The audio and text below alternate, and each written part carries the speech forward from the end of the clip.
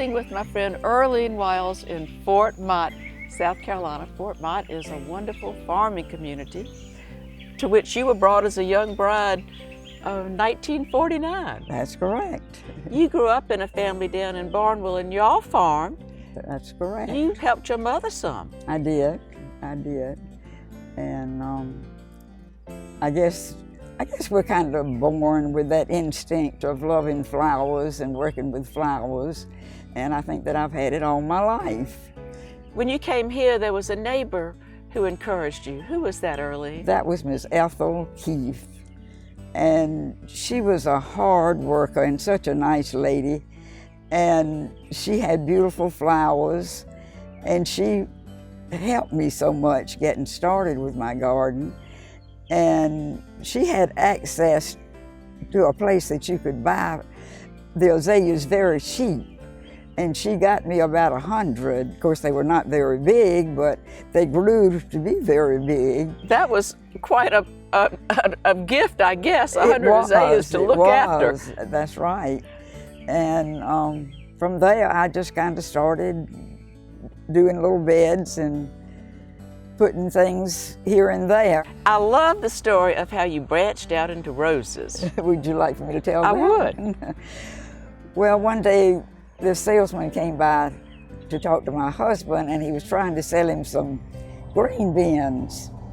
And Patty told him, well, I'm not interested in green beans. I've really got enough right now. And he says, well, if I can't sell you some green beans, how about let me sell you some rose bushes? And of course, Patty, being a farmer, he was not into flowers.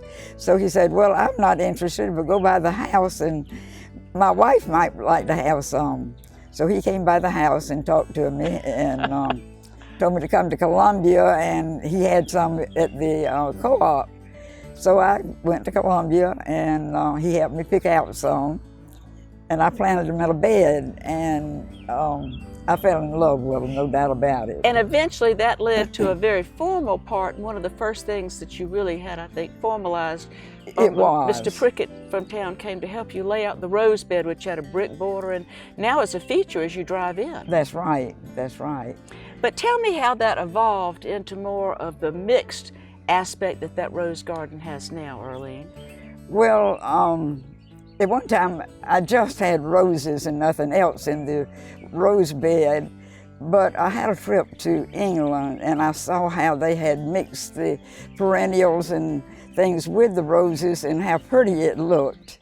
So I got back home and I started putting perennials, and I love the perennial phlox. And I put a lot of those and all kind of different perennials and things in it, and people love it. And although you don't like invasive plants, there are a couple of things that you make an exception for. I think the larkspur and Queen Anne's lace. That's right. That comes up from seed every year. And I just leave a lot of it. But what I do, if I don't want a lot of it, I take the bushes out after they have seeded. And I just scatter a few of the seed about so that I won't have a tremendous amount of it coming up in the bed, because I do love it. And it's so pretty in flower arrangements. It is. And although we might think that those sheep are out there in lieu of lawnmowers, I believe those sheep represent some things that you enjoyed bringing back from your trips to England and Scotland. Is that correct? That's correct. When I went to England, we saw so many sheep. And we're not used to seeing just pastures of sheep and everywhere here like you do in England.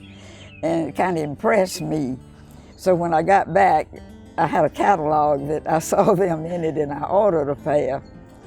And then I went to Ireland a couple of years ago, and I saw so many sheep. And they had so many of them that had the black heads and the black feet. And so I had to get a set of those too. Brought a little of the English, the Great Britain home with you. That's right. Erline, you have beautiful hydrangeas. What an incredible array of colors. And I think you've rooted a good many of them. I do. Hydrangeas are very easy to root, and they grow pretty fast. And they have new ones now that will bloom all summer. And a lot of them can take more sun than the older varieties. One thing I love, though, is the way you've got them tucked under the pine trees. It's hot in South Carolina, and you are not somebody who thinks it's got to be a blazing meadow.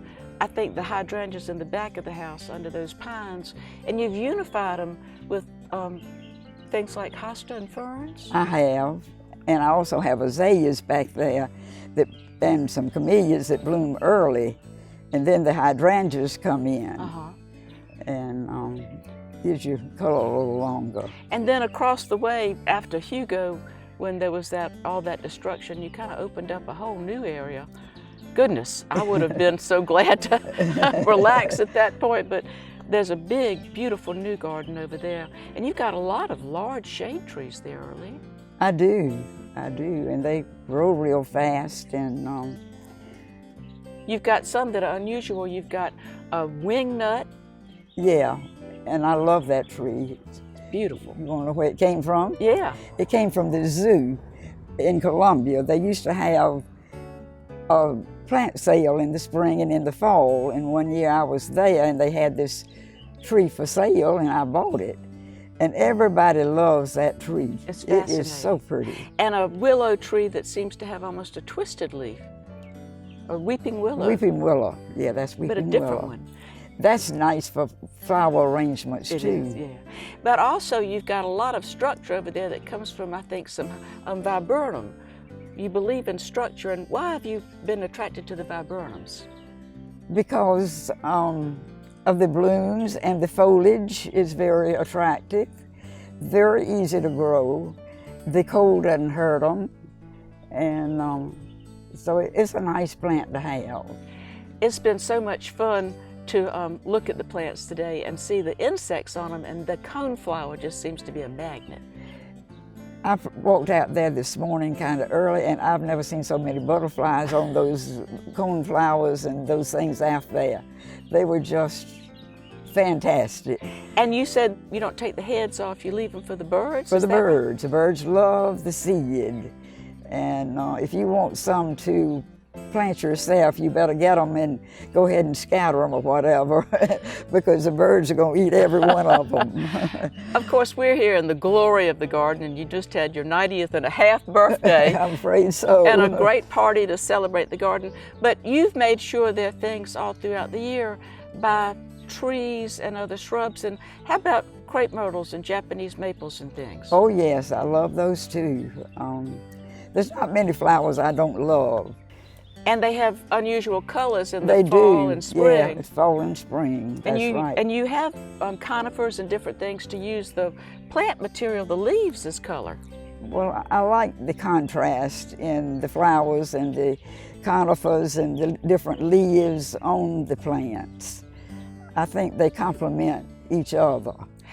Your husband, Pally Wiles, was premier farmer in South Carolina. And although he didn't come out and pull weeds with you, you credit Pally with supporting you in your gardening. I certainly do. He was not good with a hoe and a rake, but anytime any of my equipment, and he provided me with good equipment to work with, sprayers and hoes and rakes, and he made a wonderful box like trash pickup for me. And we can just go to a pile of trash and put that trash in there, and then it picks up and goes to the truck to take it off. And he was good at inventing those kind of things.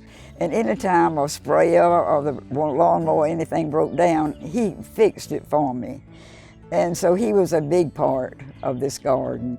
Erline, for this birthday party, you realized something you'd wanted to do for many years, as if you didn't have enough gardens. There's a new garden. So let's end our conversation by discussing the new garden.